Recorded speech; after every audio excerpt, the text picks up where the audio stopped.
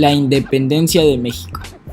Se conoce como Guerra de Independencia al conflicto armado que se inició en México en 1810 y terminó en 1821, con la firma del Tratado de Córdoba. Mediante este, México logró su independencia de España, que lo había dominado durante casi 300 años. En este conflicto hubo dos bandos: los insurgentes, quienes eran el grupo de rebelión conformado por varios presos liberados y unos centenares de campesinos, empleados y artesanos en contra de la corona española, y los realistas, que estaba integrado principalmente por españoles, europeos y americanos, quienes defendían la monarquía y a las autoridades nombradas por el Reino de España, entre quienes se encontraban los virreyes de la llamada Nueva España. Los insurgentes, quienes fueron comandados a primeras instancias por Miguel Hidalgo, eran el bando de rebelión. Gracias a ellos son representados como la contracultura. Querían que la cultura dominante, o sea, el grupo realistas comandados por los virreyes de la Nueva España, cambiasen y dejasen de serlo para que México, de cierta forma, regrese a sus propios rasgos y elementos culturales. Durante la independencia, los principales elementos de la cultura que se querían modificar por parte del grupo de Miguel Hidalgo era el de las normas y sanciones, pues querían establecer su propio sistema de gobierno con sus propias leyes.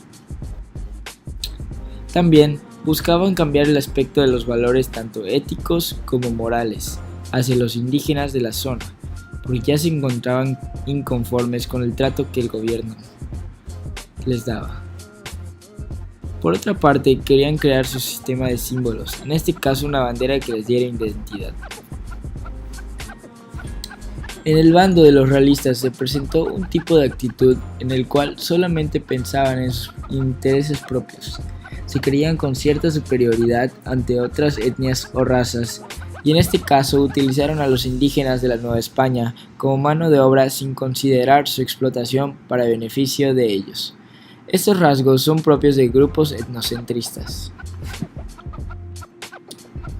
Durante este suceso hubieron varias instituciones sociales que más se vieron afectadas. Las principales fueron las iglesias, las cuales habían perdido el control sobre la población, y el ejército, quien había sufrido demasiadas bajas y necesitaban reclutar más gente, pero sobre todo la corona española, que en aquel momento no estaba bajo mando español, sino por mando francés. Este último fue de sumo desagrado para los indígenas, quienes no querían ser gobernados por franceses. El principal propósito del grupo insurgente era independizarse de España para comenzar y llevar a cabo su propio sistema de leyes. Buscaban ese deseo de libertad, ya que estaban inconformes con los tratos que recibían, como explotación laboral y la destrucción de su identidad cultural, que esto vendría siendo la destrucción de su conjunto de valores, tradiciones, costumbres y símbolos.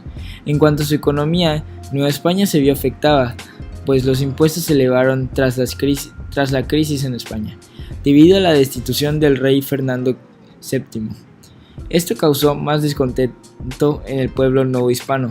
Como consecuencia de la independencia, la promesa del reparto económico justo y de la igualdad de oportunidades sociales se vio frustrada por el enriquecimiento de las élites locales, que dejaron de rendir cuentas a España, pero quisieron mantener cierto estatus quo privilegiado como conductores de la sociedad postcolonial. Esto llevaría a tensiones internas en los años venideros. Una acción con más peso que se logró fue el fin de la sociedad de castas, el fin del régimen feudal de la colonia, que distinguía entre las personas por su color de piel y su origen étnico.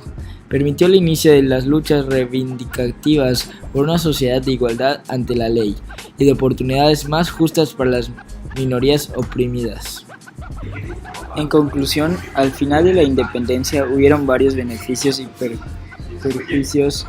Por mencionar algunos fueron las ideas liberales difundidas por todo el mundo gracias a la enciclopedia, los encuentros en el exterior de los máximos dirigentes de la revolución y la participación de algunos en las revoluciones liberales europeas, así como sus contactos con los gobiernos exteriores que les proporcionaban la posibilidad de contar con apoyo exterior y las fuentes de financiación necesarias para sus proyectos independentistas.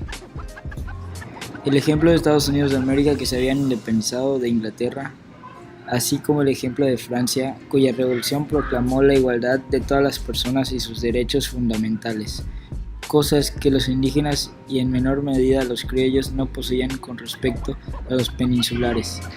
El apoyo con el que contaban por parte de Gran Bretaña y Estados Unidos interesados en que las colonias se independizaran para poder comerciar libremente con Iberoamérica, el ya no depender de la corona española y o su monarquía. El sector que siempre es beneficiado con este tipo de sucesos, los conservadores, que no quieren que nada cambie para obtener beneficios solo para sí. Y por último, los ideales no se concretaron en manera definitiva, quedaron plasmados en el documento que dio a conocer José María Morelos y Pavón, llamado Sentimientos de la Nación.